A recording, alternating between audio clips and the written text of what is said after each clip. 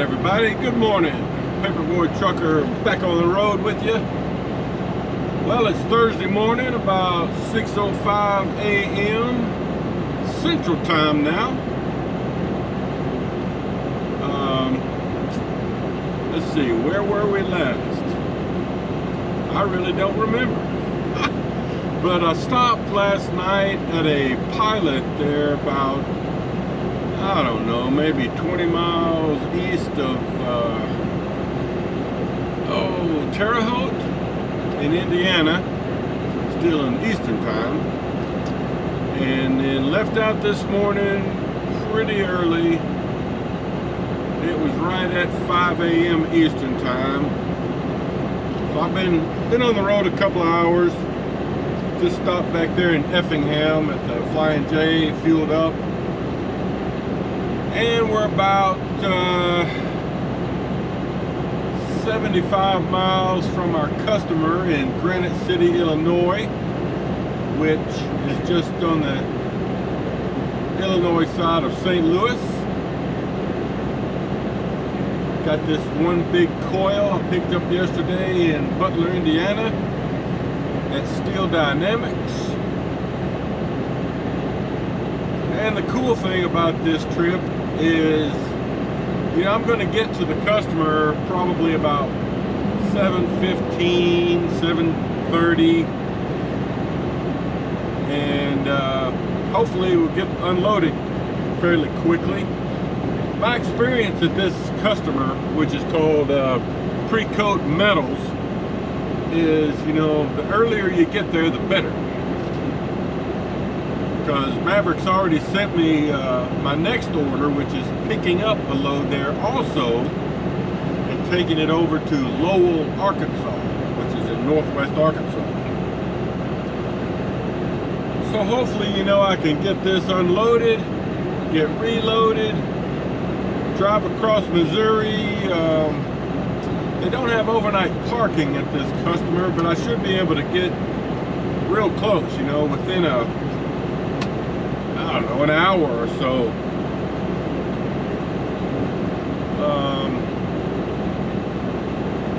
And then from northwest Arkansas on a Friday morning, I'll probably get sent to Fort Smith, which will be about an hour and a half, hour and 45 minutes away, and get me a home load and get home Friday late afternoon or something like that.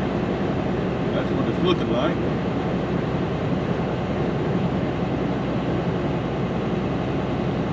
Man, I tell you, the moon was gorgeous this morning.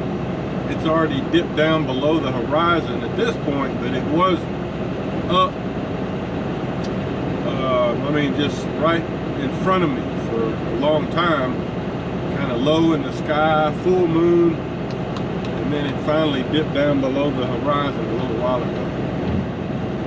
Now the sun is coming up behind me. I can see it peeking up over the horizon. Bright orange. Okay, well, there's a little morning road footage for you. I'll see you in Granite City. All right, folks. Well, we've arrived here in Granite City, Illinois, about a half a mile from my customer, Pre-Coat Metals.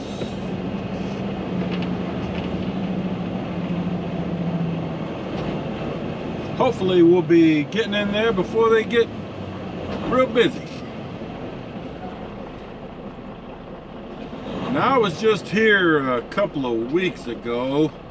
You know, we come here a lot. If you're in the Maverick Midwest region, you know, we deliver coils here like I'm doing right now. And we ship a lot of stuff out of there that goes to places that make metal building, like siding and trim and stuff. A lot of it goes to Central States Manufacturing, you know, different locations that they have. I think the last shipment I took out of here, I delivered down to Seguin, Texas, to to Central States Manufacturing, but there's also a Central States Manufacturing location in Lowell, Arkansas, where we take a lot of product to. And that's what I'll be picking up today, is a load going to Lowell, Arkansas. But I will say that, you know, a year and a half, 2 years ago, this was a frustrating place to get a load out of, because, you know, when I was a new driver for Maverick and would pick up here several times, it would be just very time consuming and slow, because they only had one bay for loading. And they used to make you do all of your securing inside the bay, which would take forever. Well, I see there's already a load here in the delivery line, straight ahead. But anyway, now they're doing a lot of construction here, and they've got 3 lanes for loading, and you don't have to do all your securing inside. Well, all right, so there's the line straight ahead for the incoming loads. So I'm gonna, I guess I ought to just stay right here to leave room for trucks turning out of here. So let me get kind of set up here so my trailer's not sticking out. I'll get back to you. All right, so I've gotten untarped, got all my chains off. All that's left is 2 straps. I'm gonna leave them on while I pull into the unloading area.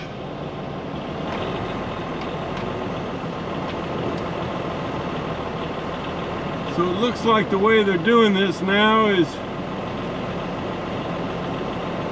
you go up here to the railroad tracks and go in the outer door.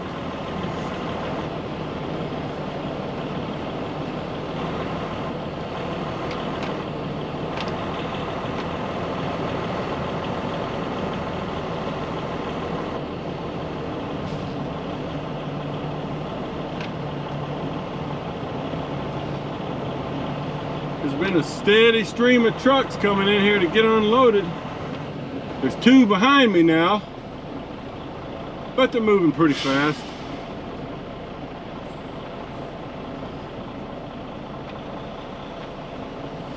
All right.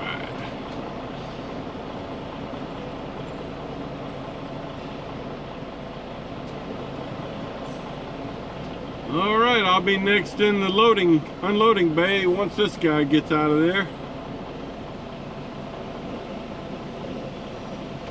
More later. You've let me do this before, so I guess it's still okay. Yeah. All right. All right, so here's the unload. I've left all my stuff up on the trailer because I'm going to reload right down on the other end of the building. All right, just that simple.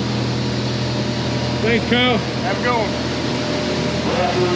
All right, let's go to the other end for a reload.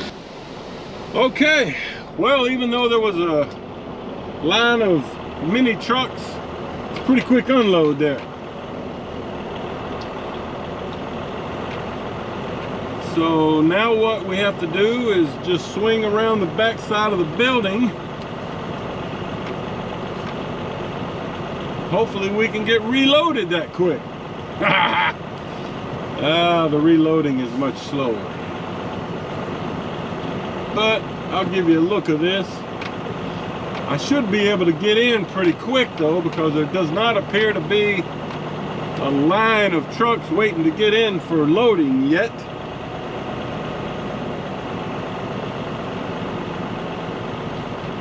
And the system, you know, I mentioned yesterday I was having trouble with the new tablet system, and after I got parked and checked it out, it had lost communication, so I had to go in and just kind of sign on again and enter my truck ID number, and after that everything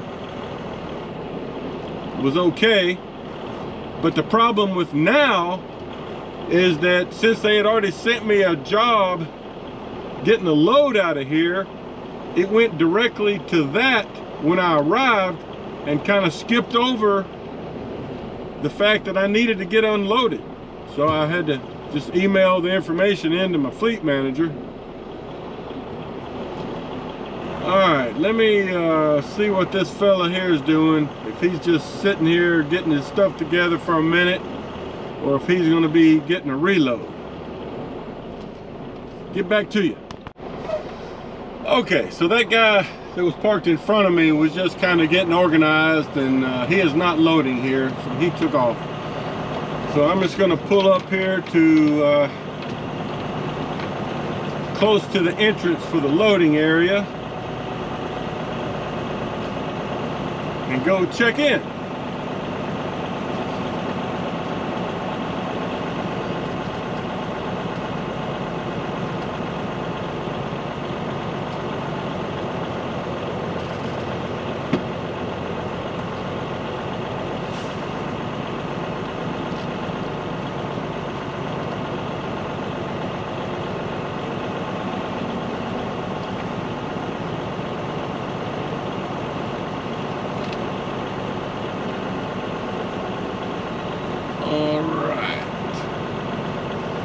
So you may not can see much from here, but they've got 3 loading lanes here to the left.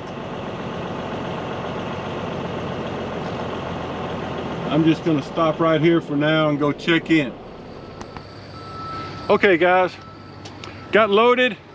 Wanted to show you the load because a couple weeks ago when I had a load similar to this, I didn't get to show you all of the securements. So I got 3 bunches of slitted coils.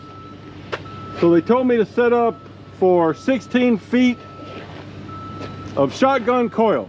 When you check in, you know, they look at what you're getting and they tell you how to set up.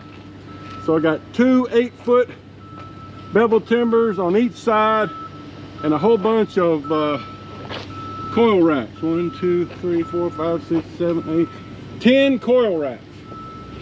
3 skid mats and 2 8-foot timbers on each side to make 16 foot.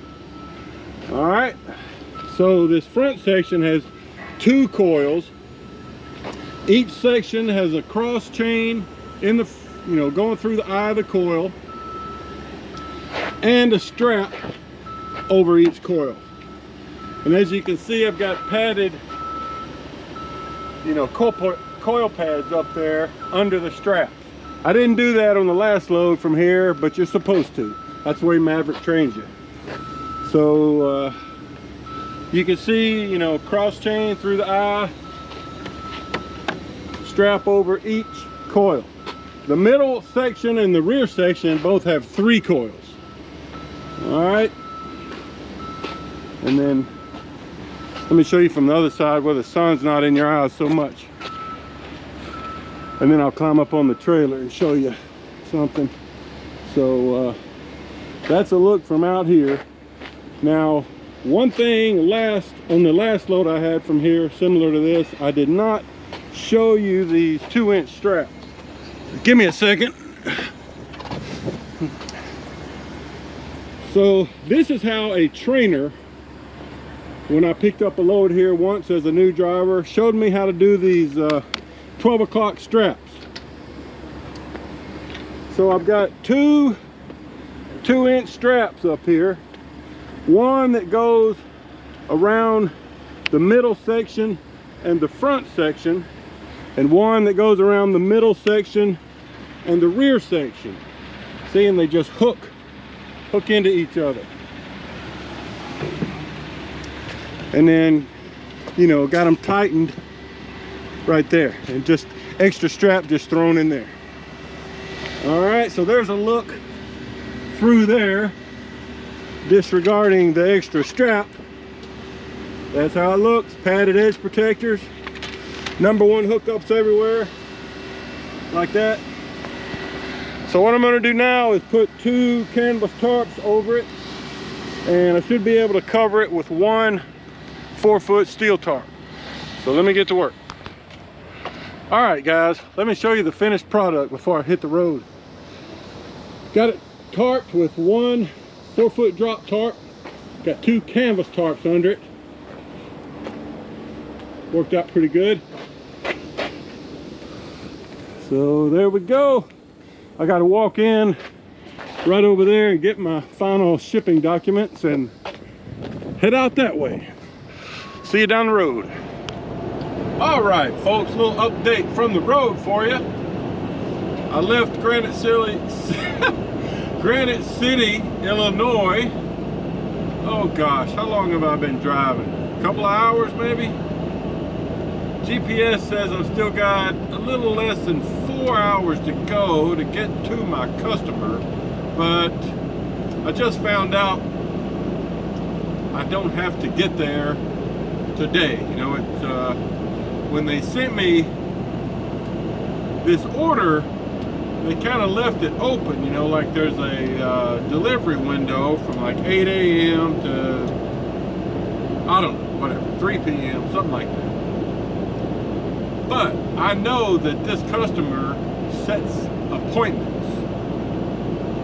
So when they first sent me, you know, once you send in your leaving shipper information, a couple of minutes later, you know, Maverick sends a system generated ETA, and it sent mine as 2:30, which I took to mean 2:30 p.m. on Friday. Today is Thursday. So I sent a message into the fleet manager, look, I can be there way before that. That's 2:30 p.m. is not good. I prefer as early as possible on Friday morning. So he sent a message back, you know, remember we're on military time. That's just the computer forecasting when it thinks you can get there. Oh, so he says, when do you think you could be there? And so I looked at my remaining work time and said I could be there by 6 p.m. Today. So he says, okay, let me see if they want you to come in today or not. And he, you know, that was about an hour ago. So he just sent me a message, actually a delivery confirmation message saying that they want me in at 7 a.m. on Friday morning. So that's actually better, because you know, I really don't have much extra time on my clock today. I would have been running pretty hard to get there. And as you can see, there's a lot of road construction here. I'm on 44 heading west, and there's a lot of road construction. This is like the third spot where we're gonna have to merge down into one lane. So I'm glad they gave me 7 a.m. tomorrow, because I think what I'm going to do now is I'm going to plan on stopping at the Loves in Neosho, Missouri on 49 South, and I like that store. I mean, I usually do Pilot, Flying J, but I just happen to like that particular Loves. They have a big lot with easy to get into parking spots, really nice showers. It's kind of a newer store, really big showers. So anyway, that's the plan at this point. And then that'll leave me probably an hour or less to go in the morning. So no problem. And then after I make this delivery in Lowell, Arkansas at 7 a.m., they'll probably deadhead me to Fort Smith, and I'll get a home load out of there. So that's still going to work great. Okay, so all right, more later. 44 East, going to hit this Route 44 rest area, welcome center. It's a good one. It's about, I don't know, 25 miles east of Springfield, Missouri. So I'm gonna jump in here, walk around a little bit, maybe get me a little snack. Take ramp to Conway Local Center. 0.3 miles Nice ahead. bump. Straight on ramp to I-44 West. Oh, be quiet, lady. Still trying to figure out how to work this tablet. The volume buttons are not as easy to find.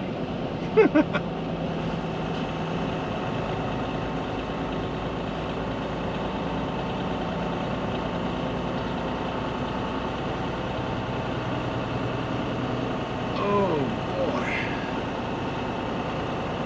There we go. I think I got it turned down. So as you can see, this rest area has lots of spots, lots of spots. I'm just gonna hit this one right here.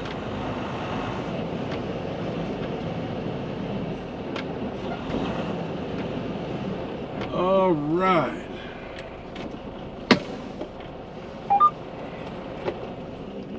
All right, more in a minute. All right. Let's get out here and do a load check real quick. See, there's the rest area up there, the facilities and all, but there's parking all out through here. All right, so what are we doing when we do a load check here? We're checking, just grabbing underneath all our chains, make sure they're still tight. And they are. And of course the straps, shouldn't be anything wrong with the straps, but it's all good. And we're just walking around making sure, you know, we don't have a tire that's starting to shred. I have had that happen before. Come back here and find a nail in a tire, or starting to lose some of its, you know, starting to fall apart. We're looking for any, you know, just anything that's not supposed to be happening. Make sure your timbers are still secure. You know, you got to watch those timbers, because sometimes they'll get loose in there. All right, so everything looks good. All right, guys, I'm gonna grab me a little snack. All right, did that little load check. Took a little break, just for about 10 minutes. I'll give you a look at this place as we leave here.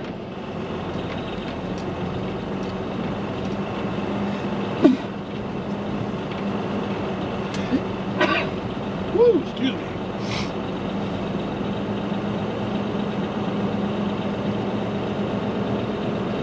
I think what I'm going to do, instead of going to the Neosho, Missouri Love, there's a shortcut. A lot of you Maverick drivers that are watching will know this shortcut. I'm going to get off of 44, and I think it's at exit 44, and kind of take the back roads down to Monette, Missouri. There's a little truck stop there I can stop at, because I really don't have to get a shower tonight. I got one last night and I'm in pretty good shape. But that little shortcut, man, that's a rough road right there. That little shortcut from 44 down to Monette, and then taking the back roads into Arkansas and over to Lowell, Arkansas, where I'm going, it'll shave about 25 to 27 miles off the trip.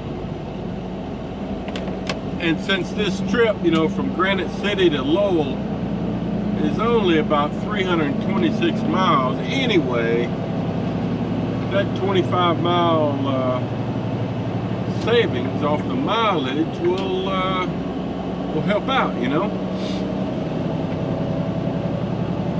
I mean, I think Maverick allows us like up to 10% outer route, you know, on every trip.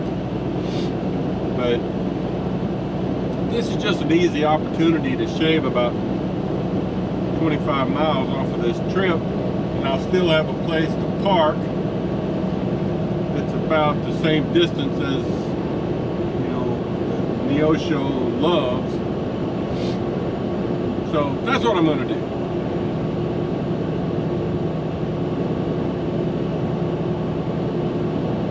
All right, more later. Okay guys, welcome to Friday morning. I've arrived here at my customer in Lowell, Arkansas, Central States Manufacturing. I actually pulled in from the road down there and started filming, but the disc was full, so I lost a little bit of footage there. So the way this works is when you first get here, you have to walk in over there and sign in. They got a little check-in sheet where you fill it out, put your load number and all on there. And then the guy told me to go ahead and just stay here and untarp and take my straps off, leave the chains on, and then they would scan the barcodes off of each coil right here. And then they've kind of changed it up since I've delivered this kind of product. I used to unload it way back on the other end of the building, but he said this time I'll go around kind of to the side back in there somewhere to get unloaded. So I got to get my tarps and straps off for now. All right, more later. Okay guys, so I've got all my coil pads and straps, tarps off, and the guy has come out and scanned in each coil, and he's told me to pull around to the other side. This will be a new spot for me because the last time I delivered product like this, it was around on the other end of the building. But they've done a lot of changes recently to these grounds. And I will say that if you're hauling eye to the side coils or palletized coils here, you probably get unloaded right here to the right, kind of over where that forklift is. All right, so let me put myself on yard move, because I'm gonna have to actually go out on that road there for about 100 yards.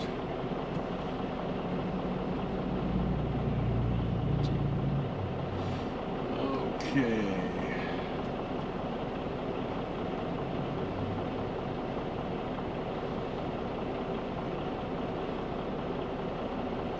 All right, got that done. Still learning how to do this new tablet. It'll be a while, I'm sure. All right.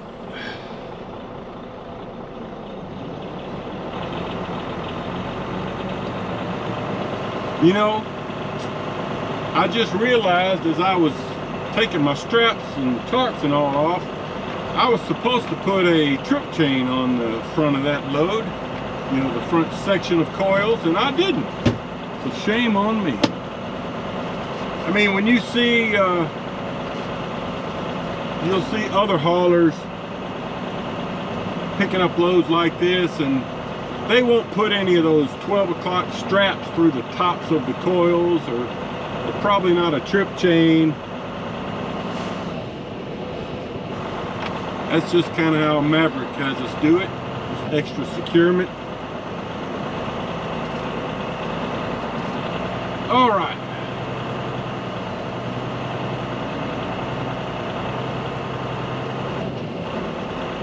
You know, my sensor has gone off. It says stability control unavailable. I got somebody behind me that's just using this lot as a shortcut. What a doofus. So I'm supposed to make a right onto this street and go up about 100 yards or so and turn back into the property.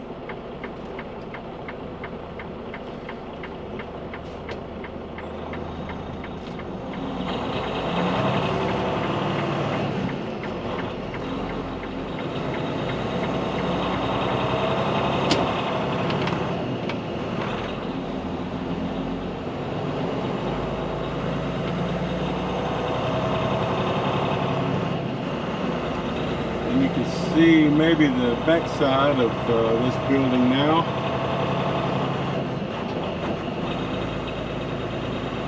And then here's our turn-in spot.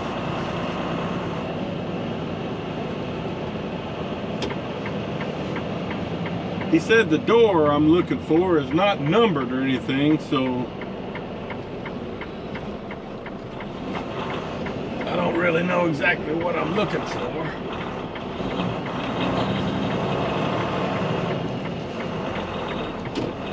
Like I said, we used to get unloaded with this type of product down here to the left on the end of the building. And it was a real tough backup because there's just not much room. But he told me to turn down this way. And he said he would be down here kind of moving some pallets and stuff out of the way.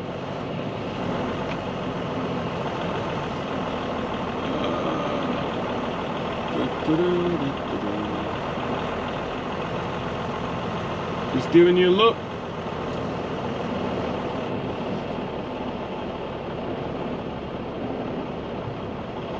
Maybe it's this next door here.